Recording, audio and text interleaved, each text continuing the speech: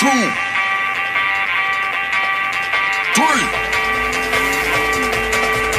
One, two, three. Let's go. Alors bonjour mes chers petits électrons. Aujourd'hui de quoi je vais vous parler? Eh bien tout simplement comment choisir votre véhicule électrique. Alors c'est pas une science infuse, mais on va dire déjà c'est par rapport à vos besoins. Si par exemple vous faites beaucoup d'autoroutes, eh ben va falloir choisir une voiture qui a une autonomie bien plus élevée sur l'autoroute du style Kia. Dans la même ferme vous avez Hyundai. Après vous avez quoi d'autre? Eh ben vous avez Tesla aussi, avec par contre les grandes autonomies faut prendre. Où là vous pourrez y aller tranquillement sans vous prendre la tête. Attention, je ne dis pas que les autres véhicules ne le feront pas, mais ça sera un peu plus pénible parce que va falloir recharger plus souvent. Mais c'est pas infaisable. Attention, moi ça m'arrive de prendre l'autoroute. On charge sur des bornes hyper rapides. Bon, faut s'arrêter un peu plus souvent, mais on arrive quand même à trouver une solution pour se recharger rapidement. Attention, ne faites pas des pleins non plus à 100% sur l'autoroute. Ça vous coûte très cher et c'est pas l'utilité d'une voiture électrique. Une voiture électrique, c'est d'aller très vite sur les bornes. Donc par exemple, vous restez 8 minutes, et vous allez vous arrêter, on va dire 100 km plus loin. Mais l'avantage, c'est que sur ces 8 minutes, ça vous aura coûté beaucoup moins de sous que si vous avez fait une charge complète. Après, c'est vous qui voyez, je ne vous force à rien. Pour tous ceux qui vont ne pas faire souvent d'autoroute, qui font comme moi des petites routes, des routes à caractère rapide, mais pas autoroutier, vous pouvez prendre n'importe quelle voiture électrique. Elle le fera. Attention quand même à l'autonomie. Elles ont forcément une limite. Par exemple, vous prenez la Dacia Sprint, on va pas se mentir que ça va être 230, 240 km si vous roulez comme moi. Si vous roulez un peu plus fort, vous allez faire beaucoup moins de kilomètres. C'est une obligation. Vous demandez plus de puissance à votre moteur. La batterie, c'est par exemple une 27 kWh, elle va forcément diviser sa somme par 2 si vous allez plus vite.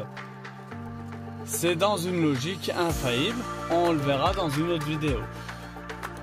Mais voilà, pour choisir votre véhicule, faut choisir par rapport au nombre de kilomètres que vous faites par jour par exemple. Voilà. Pour les vacances, il y a des solutions. Il y a des locations de véhicules thermiques qui sont pas très chères actuellement et que vous pouvez louer juste le temps des vacances. Ça vous permet d'être tranquille pour les vacances. Prendre le train, si c'est par exemple partir dans le sud, vous prenez le train, vous arrivez sur place vous pouvez très bien louer une voiture sur place. Il y en a des pas très chères, vous pouvez même louer une Citroën Ami pas très chère. Dès que vous êtes sur place, vous n'avez pas besoin de circuler à 130. Donc voilà, il y a des solutions pour tout. Alors attention, oui, faites aussi attention à ce que vous faites par jour. Parce que par exemple, si vous faites 100 km par jour, si vous prenez une voiture qui vous permet de faire 100 piles, vous saurez que vous aurez une recharge à faire dans la journée. Faut mieux prévoir un peu plus gros. Comme ça, vous faites une fois tous les 2 jours, par exemple, la recharge. À la fin du compte, ça vous coûtera pas plus cher d'acheter un peu plus gros en véhicule que de prendre vraiment à ras les pâquerettes et de vous retrouver dans les choux. Parce que vous ne saurez pas où recharger et voilà, le jour où vous voulez prendre par exemple un peu de route rapide pour aller à un endroit, pas forcément de l'autoroute mais une route rapide. Moi je vais par exemple dans le sud avec la e-Corsa. La e-Corsa, pour aller dans le sud, il faudrait un petit plein. Pour y aller, un petit plein, c'est 1 heure par exemple. 1 heure, c'est quoi? C'est le temps de manger. Voilà. Sur les 5 heures de route que j'ai pour descendre dans le sud par les petites routes, ça fait ma petite heure pour manger. Ça me fait du 6 heures de route. Mais en attendant, j'ai des jolis paysages. j'ai pas trop de bouchons. Et l'avantage, c'est que je peux m'arrêter là où je veux, il y a des bornes de partout. Mais voilà, elle peut le faire l'autoroute. Par contre, je sais que j'ai 240 km sur l'autoroute avec ce véhicule. Avec ma façon de conduire, ça veut dire que je ne dépasse pas les 110 km/h. Allez, 130 quand c'est des petites portions d'autoroute. Mais si c'est des longues portions et que je dois aller loin, le 110 suffit largement. Et puis ça permet de faire un peu plus de kilomètres. Donc voilà, c'est pour vous expliquer que les véhicules, il faut les choisir par rapport à nos besoins. Si vous êtes par exemple un vendeur, vous aurez besoin de beaucoup d'autonomie. Et dans ce cas-là, vous allez vous orienter vers des véhicules qui ont beaucoup de batterie. Vous n'êtes pas un vendeur, vous allez à votre boulot, vous allez faire de temps en temps, aller dans le sud comme moi je fais. Et vous pouvez vous orienter vers des véhicules moins chargés en batterie. Donc plus léger, donc vous ferez à peu près du 381 km avec la batterie. Par exemple pour la Corsa, pour moi quand je descends dans le sud. Mais attention, c'est avec ma conduite. Vous conduisez par exemple en mode normal, et vous n'allez pas faire 380, vous allez plutôt faire 320 voire 300 km. Ça dépend tout de votre conduite. Vous mettez la clim, et c'est pareil. Si vous n'ouvrez pas les fenêtres, vous allez consommer plus. Donc vous n'irez pas dans le sud en une seule fois. Vous serez obligé de recharger une ou deux fois si vous ne voulez pas vous arrêter 1 heure de suite. C'est à savoir, dès que vous le savez, après vous pourrez choisir un véhicule qui est adapté à vos besoins. Attention aussi en choisissant le véhicule, la charge qu'il embarque. Parce que là, il y a une charge de 7 kWh. J'ai fait la bêtise de ne pas l'avoir pris en commande différée. Où là, j'aurais pu avoir le 11 kWh. C'est de ma faute, j'ai pas voulu attendre. Je le reconnais, c'est de ma faute. Mais voilà, par exemple, sur toute la gamme PSA, vous pouvez avoir le 11 kg avec le CCS 100 kWh. C'est à savoir, la gamme PSA, c'est ça. Après, vous avez la gamme Renault. Donc la gamme Renault, c'est différent.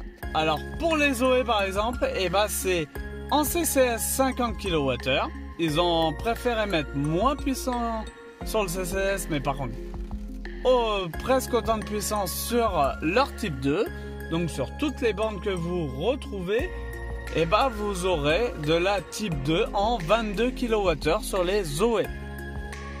Et sinon pour les autres concessionnaires, vous retrouvez soit le 7 kWh ou soit le 11 kWh. Voilà. Et après dans les CCS, là vous en avez de toutes les gammes. Gamme PSA, c'est 100 kWh. Gamme Renault, c'est entre 30 kWh pour la Dacia Spring et 50 kWh pour les autres modèles. Chez Hyundai, ils ont diminué un peu. On se retrouve à 70 au lieu de 100 sur la nouvelle Hyundai.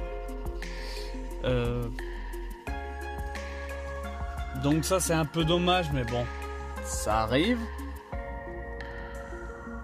Chez les Kia, c'est le même mode de chargement, donc vous vous retrouvez avec la même charge. Et Tesla, donc vous allez vous retrouver avec du 150 kWh, voire 200 kWh sur les nouveaux modèles. Donc moi je vous dis à très bientôt pour de nouvelles vidéos. N'hésitez pas à mettre un gros pouce bleu, à vous abonner à la nouvelle chaîne et surtout à mettre un commentaire si vous en avez. C'est toujours constructif, je ne sais pas tout, et au moins vous informer les autres.